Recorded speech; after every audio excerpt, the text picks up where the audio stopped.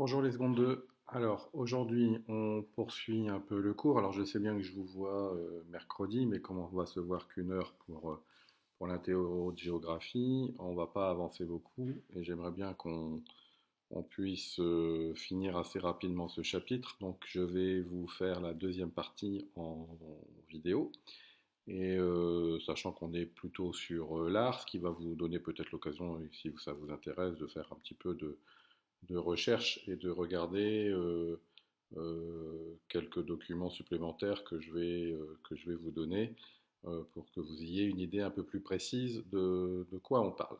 Alors, on a vu la Renaissance et l'humanisme hein, dans la première partie, enfin l'humanisme plutôt dans la première partie, hein, où on a vu cette évolution, cette presque même révolution hein, de courants de pensée hein, qui voilà, met presque au second plan Dieu pour mettre en avant l'homme. Hein, on a foi en l'homme. Et ça va se traduire aussi au niveau artistique, où on va parler de renaissance, hein, à savoir que on devrait, enfin, on va remettre en avant aussi sur les peintures, les sculptures, en avant l'homme, et on va voir que les artistes qui en font des représentations à ce moment-là deviennent de véritables stars, hein, si on peut parler de stars à l'époque, mais voilà, des personnages connus, reconnus, qui d'ailleurs sont conscients hein, de leur savoir-faire et de leur maîtrise, à tel point qu'ils n'hésiteront pas d'ailleurs à se représenter hein, ou à signer de leur nom les peintures qu'ils réalisent pour montrer hein, aux yeux du monde ce dont ils sont capables de faire. Alors, on va regarder assez rapidement une œuvre qui résume bien finalement les enjeux de l'époque. Peut-être certains ont eu la chance de la voir, cette gigantesque fresque hein, d'à peu près 13 mètres sur 12, hein. Donc c'est énorme, hein, donc qui se trouve dans la chapelle Sixtine, donc au Vatican, à Rome. Ça a été peint donc par Michel-Ange. Vous avez à peu près 300 personnages qui sont représentés dans ce tableau. Voilà, on a véritablement ici une scène religieuse hein, majeure qui est le jugement dernier. Donc pour ceux qui ne seraient pas au courant, hein, c'est en quelque sorte au moment où les gens meurent. Hein, ils se retrouvent. Alors on le voit sous différentes formes. Ça peut être aussi ce qu'on appelle la pesée des âmes. Hein. À savoir, vous arrivez aux portes de Saint-Pierre et on pèse votre âme, à savoir ce que vous avez fait de bien dans votre vie, ce que vous avez fait de mal. Et si ce que vous avez fait de bien est plus lourd que ce que vous avez fait de mal, vous rentrez au paradis. Si c'est l'inverse, vous partez en enfer. Bon, là, c'est une variante, hein, ce qu'on appelle le jugement dernier. Donc, voilà, tous ces gens sont morts, en fait. Et donc, certains, hein, on a ici plus ou moins une trace de cimetière, et en fait, c'est ces gens ici, vous voyez, sur la gauche, montent petit à petit vers le paradis. Ils arrivent devant Jésus, hein, et qui, voilà, les laisse passer ou pas. Et donc, voilà, certains continuent à monter et iront au paradis.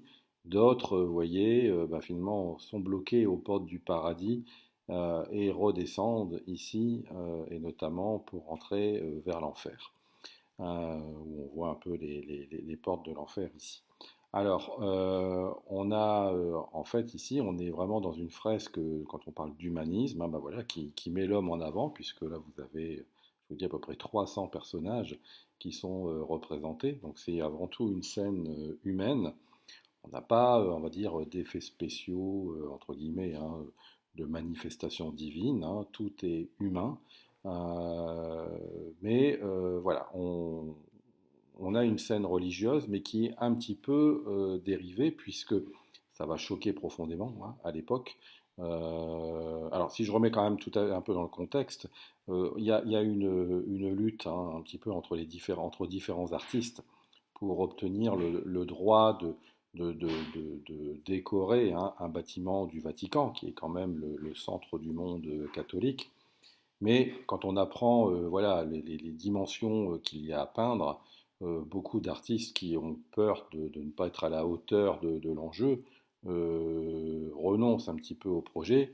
Mais comme il y a de la rivalité entre les différents artistes, certains n'hésitent pas à dire au creux de l'oreille du pape de l'époque de, de demander à Michel-Ange de le faire. Michel-Ange, c'est un artiste connu et reconnu, mais qui n'est pas forcément aimé de ses collègues.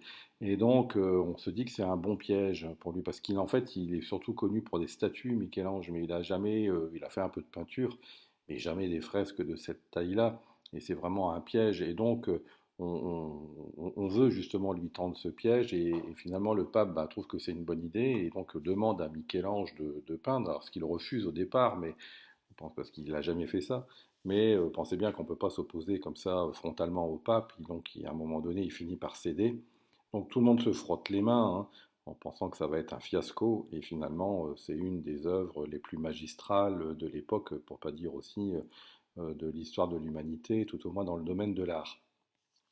Et donc, quand je vous disais que c'est profondément humain hein, et que ça va choquer, c'est que énormément de, quasiment à la limite à un moment donné, à l'origine hein, de cette œuvre, tous les hommes et les femmes étaient quasiment nus.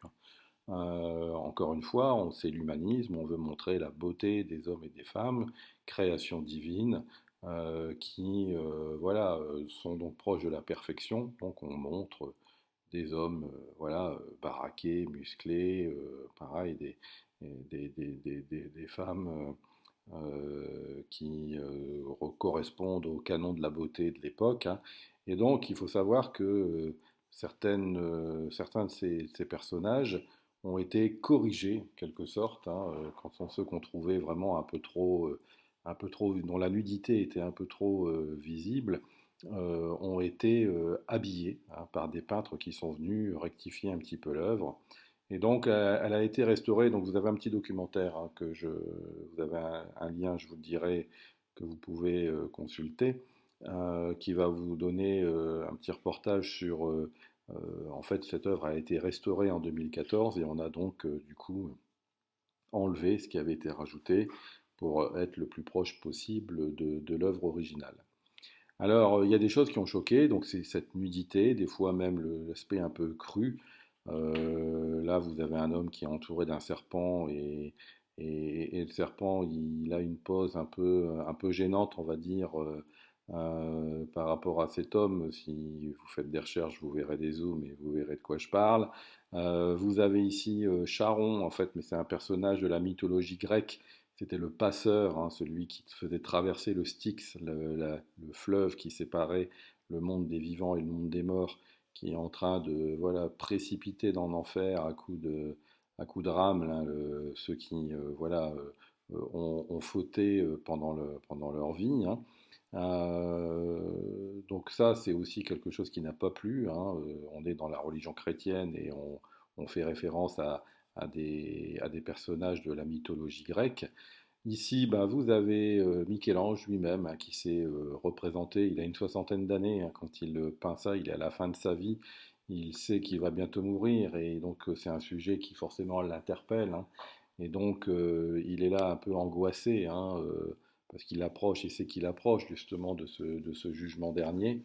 Vous avez ici des choses un peu étonnantes aussi. Hein, Saint Barthélemy ici qui euh, a manifestement, donc dans la légende veut qu'il a été tué. Alors il y a différentes versions. euh, et certains pensent qu'il a été torturé et dépecé avant de mourir, et donc on le voit tenant non, on le voit pas très bien, mais il tient un couteau et il s'est lui-même dépecé hein, pour essayer manifestement d'enlever ce qu'il avait fait de mal et de retrouver une certaine virginité et d'obtenir le paradis. Voilà, enfin, c'est plein d'histoires, cette fresque qui est absolument incroyable en termes de maîtrise technique, de perspective, et encore une fois, imaginez d'une taille absolument incroyable. Donc voilà, hein, ça c'est un bel exemple de ce qu'est l'art à l'époque. Donc vous vous avez ici le lien de cette vidéo qui voilà, peut vous permettre d'avoir un petit reportage sur l'inauguration de la restauration de cette fresque, hein. Et vous avez ici un petit peu toute l'histoire que vous pouvez donc sur laquelle vous pouvez faire pause dans la vidéo pour compléter votre poli. Là, vous avez cette histoire-là de Bramante justement, qui pousse, qui incite le pape à choisir Michel-Ange pour décorer la chapelle Sixtine, persuadé qu'il va fourvoyer, hein, et qu'il va décevoir le pape et qu'il va donc tomber en disgrâce, mais finalement, ça ne sera pas le cas. Et quand je vous disais que voilà, l'homme était une création divine, hein, vous avez aussi une des œuvres les plus connues de Michel-Ange, qu'on trouve aussi dans la chapelle Sixtine, hein, la création d'Adam, hein, où on voit donc Dieu ici, hein, qui crée, hein, l'homme donc à son image, hein, qui rend donc du coup qui conforte l'idée que l'homme est un être absolument parfait, presque divin, et qui est donc voilà, qui a un libre arbitre, hein, qui peut voilà, faire ce que bon lui semble, contrairement aux autres animaux. Donc voilà, hein, c'est ce que je viens un petit peu de vous expliquer. Je ne vais pas développer ce que je viens de vous dire sur le tableau, donc vous pourrez compléter.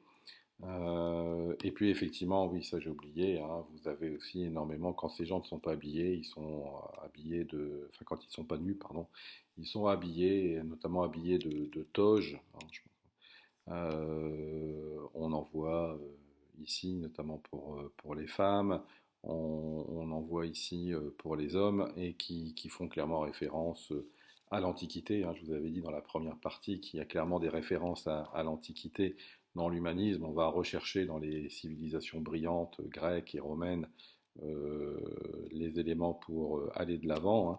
Et voilà, on s'inspire aussi de la mode vestimentaire de l'Antiquité.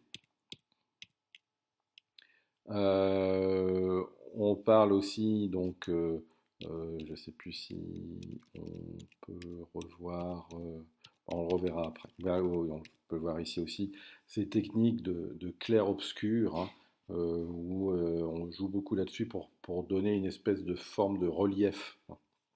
Je vous montrerai un exemple tout à l'heure de peinture du Moyen Âge, ça n'a rien à voir.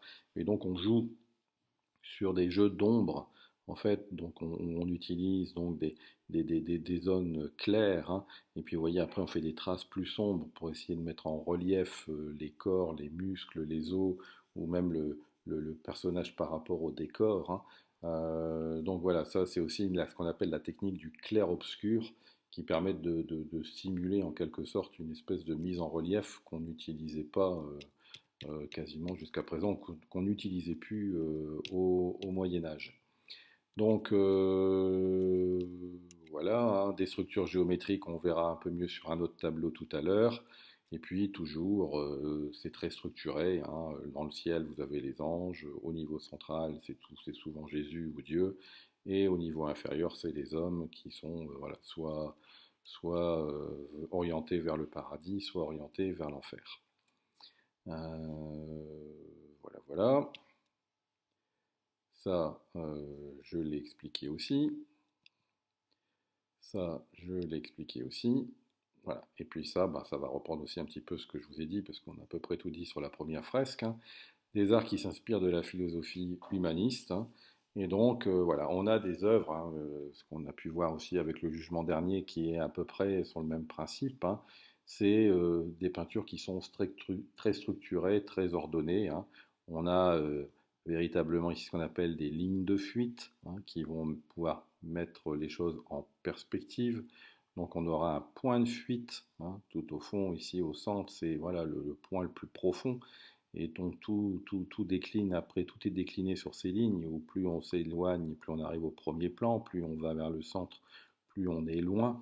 Donc les personnages, plus on s'éloigne, hein, plus ils sont représentés petits, hein. Donc on a toujours aussi un arrière-plan qui est là, vous voyez, un décor un peu antique, hein. Encore une fois, la référence à l'Antiquité, des coupoles, des arches, des colonnes, des statues qui font clairement référence au monde grec ou au monde romain, ce qui est confirmé avec là aussi, on le voit encore mieux aussi, la présence d'hommes habillés en toge, comme dans l'Antiquité, avec voilà, à chaque fois aussi une espèce d'équilibre entre la droite et la gauche. Les gens sont relativement répartis, bien répartis. Vous avez un groupe là, vous avez un groupe là. Donc c'est quelque chose qui est vraiment très organisé.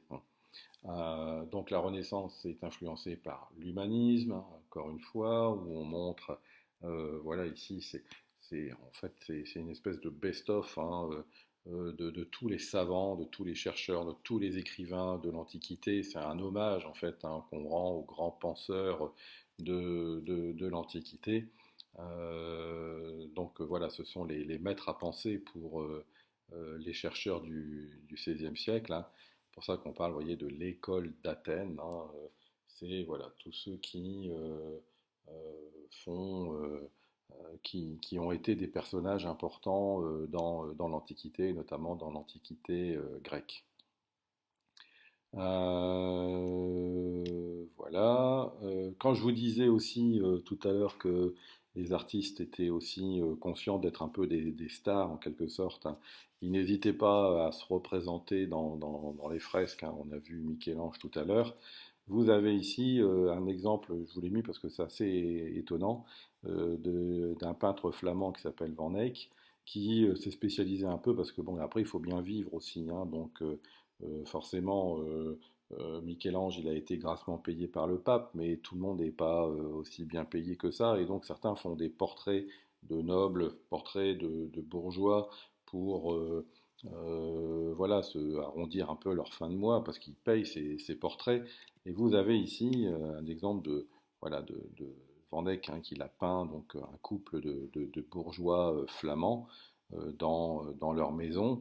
Alors vous voyez aussi, il y a un souci du détail, c'est somptueux, les décors, vous voyez les plis dans les draperies, dans les robes. Vous voyez, on le voit aussi, cet aspect de clair-obscur qui permettent donc de représenter du relief. Et donc là, les plis dans les tissus, on est vraiment dans quelque chose de très très précis. Et puis, vous le voyez peut-être pas très bien, les gens ne l'avaient pas forcément remarqué tout de suite non plus, mais contre le mur, au fond, là-bas, vous avez un miroir. Et quand on zoome sur ce miroir, et ben voilà ce qu'on voit. Et vous avez donc fort logiquement, finalement, nos deux personnages de dos, qui sont reflétés donc par la glace, qui permet aussi donc du coup au peintre de se représenter. C'est-à-dire que le peintre se représente en train de peindre ce couple de flamands. Donc c'est assez ingénieux, avec, vous voyez, ce respect, c'est très technique, vous voyez, ce, ce- ce- cette pièce du coup qui est déformée par la glace qui est manifestement un peu bombée. Et donc voilà, vous avez donc ces murs qui sont déformés, et vous avez donc le couple de mariés dont la dame est manifestement enceinte, de dos, avec donc le peintre et son collaborateur qui sont là en train de peindre sur voyez, on voit le tableau qui est posé sur un trépied, on voit donc Van Eyck qui est en train de peindre. Donc c'était une façon pour lui donc de signer son œuvre. Alors voilà, on revient un peu dessus, mais je vous en ai parlé aussi. Donc ces lignes de fuite, points de fuite, de la géométrie, des demi-cercles, toutes les figures géométriques qui passent, et puis vous voyez ces jeux encore une fois, de clair-obscur, qui permettent donc de simuler du relief. Donc voilà, vous en avez le résumé, vous pourrez donc compléter votre cours ici, donc vous pourrez faire une pause. Donc la géométrie, voilà, on est dans des choses qui sont vraiment structurées. Pour terminer, je vous renvoie un peu à ce qu'on représentait au Moyen Âge. Donc vous voyez qu'on est quand même dans des représentations, vous voyez, techniquement très différentes. Parce que vous voyez ici une ville protégée par le château et les remparts, avec donc une cathédrale. Bon, ça apparaît un petit peu pas très, un peu branlant tout ça, hein, ça n'a pas l'air d'être bien installé. C'est une colline, mais bon, on a du mal à voir véritablement le relief. Il y a une maison là en haut d'une espèce d'une montagne, et puis surtout on voit des personnages qui sont aussi grands que les tours et les remparts, hein, ce qui est bien sûr pas du tout crédible. Voilà. Là, de la même manière, hein, c'est pareil, vous avez une fresque où vous avez donc les soldats qui sont bientôt plus grands que les remparts, les soldats ici qui pourraient, je pense, enjamber quasiment les remparts pour rentrer dans le château. On a l'impression que voilà, les tours et les maisons ne pourraient même pas permettre d'accueillir des hommes tellement ils sont plus grands. Donc on avait quand même de gros soucis de respect des proportions et de réalité. Alors, César, hein, ben, il profite avant tout aux puissants, hein, et aux artistes, hein, puisque ben, je vous l'ai expliqué, hein, et les artistes se mettent en valeur aussi dans les œuvres qu'ils ont mis en place, hein. Et puis, voilà, ces artistes, ben, c'est des humanistes, hein, qui touchent véritablement à tout, hein, comme Léonard de Vinci, hein, on en a parlé, qui est à la fois peintre, qui est ingénieur, qui invente des armes, qui invente des machines du futur, mais qui peint aussi, hein, et qui fait des œuvres particulièrement reconnues. Et puis vous avez bah, des gens qui croient en eux, hein, qui vont, donc des gens riches, des seigneurs riches, hein, qui vont décider de financer un peu les travaux de ces humanistes et qui vont devenir ce qu'on appelle des mécènes, c'est-à-dire des gens qui sont prêts à donner de l'argent à ces artistes pour qu'ils puissent vivre de leur art, donc de la peinture, des inventions.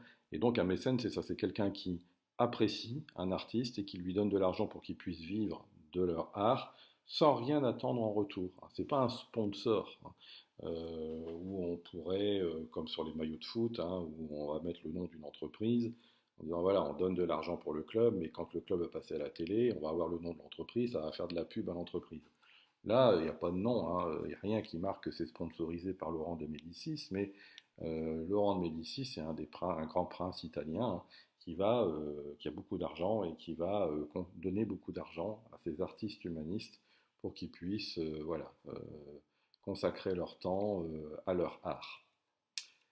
Et donc voilà un petit peu notre petite partie artistique, hein, qui vraiment a propulsé très haut la qualité de la peinture, notamment, hein, surtout, encore une fois, quand on voit ce qu'on représentait au Moyen Âge. Voilà, et ben écoutez, on fera la partie sur la religion un peu plus tard. Je vous souhaite une bonne fin de journée et puis je vous dis à mercredi.